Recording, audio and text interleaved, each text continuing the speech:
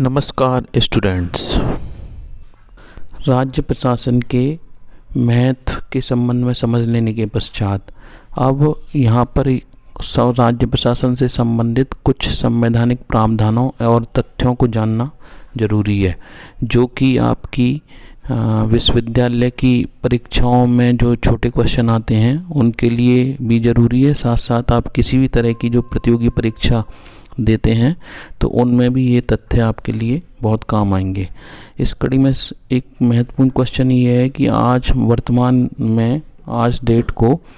भारत में कितने राज्य और कितने संघ शासित प्रदेश हैं, यानी जो स्टेट और यूनियन टेरिटरी की वर्तमान संख्या आज के दिनांक यानी कि दिसंबर 2020 में कितनी है, ये आपको जानना ज़रूरी है। तो इस संबंध में तथ्य जान लीजिए आप कि अगस्त 2019 से पहले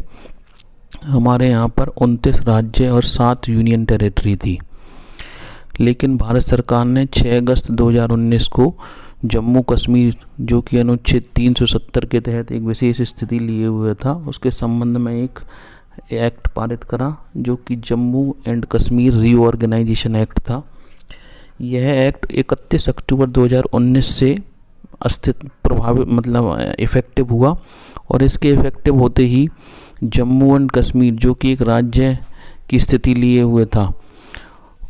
तो उसको 2 यूनियन टेरिटरी में भारत सरकार ने डिवाइड कर दिया। ये 2 यूनियन टेरिटरी बनाई गई, जम्मू एंड कश्मीर और दूसरी थी लद्दाख। तो इस तरीके से जो स्टेटों की संख्या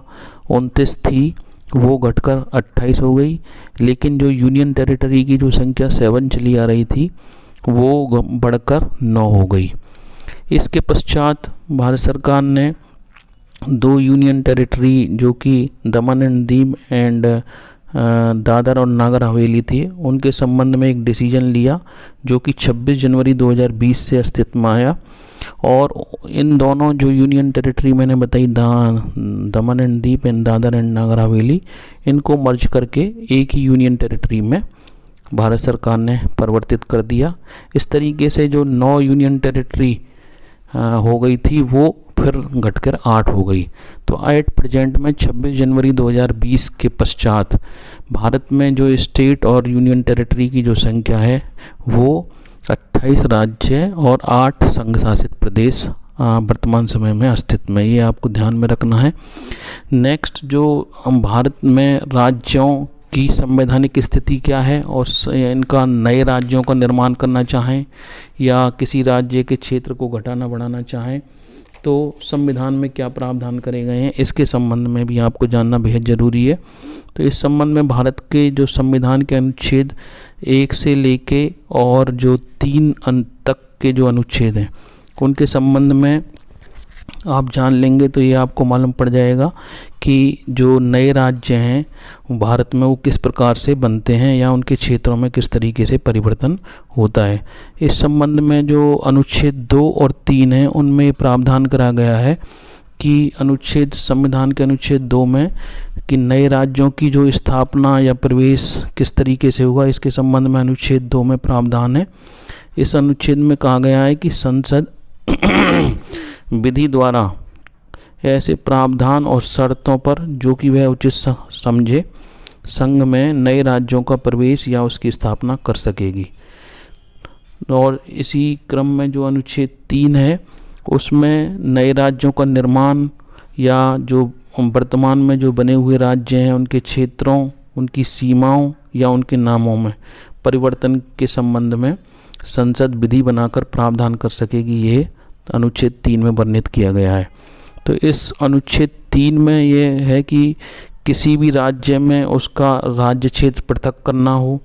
या 2 से अधिक राज्यों को मिलाकर कोई नया राज्य बनाना या राज्यों के भागों को मिलाकर कोई नया राज्य बनाना, यह सब इसमें अनुच्छेद 3 में लिखा हुआ है। इसमें इसी के तहत संसद किसी भी नए जो राज्य है वर्तमान में उसके क्षेत्र को बढ़ा सकती है, उसके राज्य के क्षेत्र को घटा सकती है, किसी भी राज्य की जो सीमाएं उनमें परिवर्तन कर सकेगी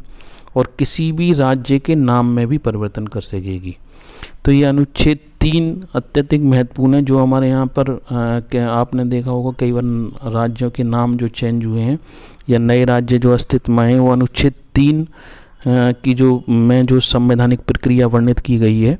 उसके तहत ये होता है। तो वो संवैधानिक प्रक्रिया किस तरीके से इसमें बताई गई है, इसके लिए भी आपको जानना ज़रूरी है। तो इसके लिए अगर कोई नया राज्य बनाना है या दो राज्यों को मिला के कोई नया राज्य बनाना है, किसी राज्य के क्षेत्र को घटाना बढ़ाना है, तो इस कार्य के लिए कोई भी जो विधेयक है संसद में प्रस्तुत करने से पूर्व राष्ट्रपति के पास भेजा जाता है। पहली तो ये प्रक्रिया है। सेकंड में राष्ट्रपति इस विधेयक पर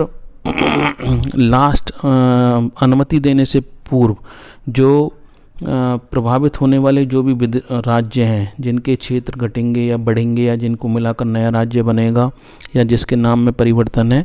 उस संबंधित राज्य में उस विधेयक को भेजते हैं और राज्य विधानमंडल जो राष्ट्रपति निर्धारित अवधि करता है उसमें उस प्रस्ताव पर विचार करते हैं और जो भी अपनी रिकमेंडेशन है उसको राष्ट्रपति को भेजते हैं। इसमें ये भी ध्यान रखना ज़रूरी है कि अगर वो निर्धारित अवधि में जो संबंधित राज्य है वो वापस उस विधेयक को नहीं भेजता है तो जो राज्य की सहमति उसमें मानी जाती है, चाहे वो यस हो चाहे नो हो। तो इसके साथ साथ जो राज्य विधानमंडल ने जो भी प्रस्ताव भेजा है तो उसको मानना भी जो संसद है उसके लिए ज़रूरी नहीं है, ना राष्ट्रपति के लिए। तो इसीलिए कुल मिलाकर इसमें संसद की जो स्थिति है वो काफ़ी प्रभावी है, काफ़ी मजबूत है कि वो राज्यों से केवल जो राज्यों का क्षेत्र घटाना बढ़ाना है या मिला के नया राज्य बनाना है, नाम चेंज करना है, उनसे केवल उनकी अनुशंसा मांगती है। उसको मानना न मानना यह राष्ट्रपति या संसद के ऊपर नहीं है। राष्ट्रपति के तत्पश्चात जब वहाँ से वो आ जाता है संबंधित राज्य की अनुशंसा, तब राष्ट्रपति की अनुमति से वह जो तत्संबंधी विधेयक है वो संसद में प्रस्तुत किया जाता है और उस विधेयक को जैसे साधारण विधेयक पास होते हैं संसद में सामान्य बहुमत से पास करके नए राज्य का निर्माण या क्षेत्र में घटाबढ़ी संसद कर सकती है। तो ये प्रावधान आपको जानना जरूरी है कि नए राज्य किस तरीके से अस्तित्व में आते हैं। एक चीज़ और समझिए कि कई बार आपने सुना होगा कि विशेष राज्य का दर्जा मांग रहे हैं कुछ राज्य, तो इस तरीके से जो विशेष राज्य का कुल मिला के संविधान की दृष्टि से विशेष राज्य नामक कोई व्यवस्था हमारे संविधान में नहीं है। किंतु जो नीति आयोग से पहले जो योजना आयोग चला रहा था उसके तहत एक गाडगिल फार्मूला अपनाया जाता था जिससे कि जो राज्यों को सहायता देते हैं केंद्र सरकार, उसके लिए कुछ राज्यों को विशेष दर्जे का प्रावधान था। तो इस संबंध में जैसे कुछ राज्य जिनमें पर्वतीय क्षेत्र हो या जिनकी भौगोलिक रूप से स्थिति बहुत जटिल हो या जिनकी सीमाएं जो हमारी सुरक्षा है उसके हिसाब से बहुत महत्वपूर्ण हो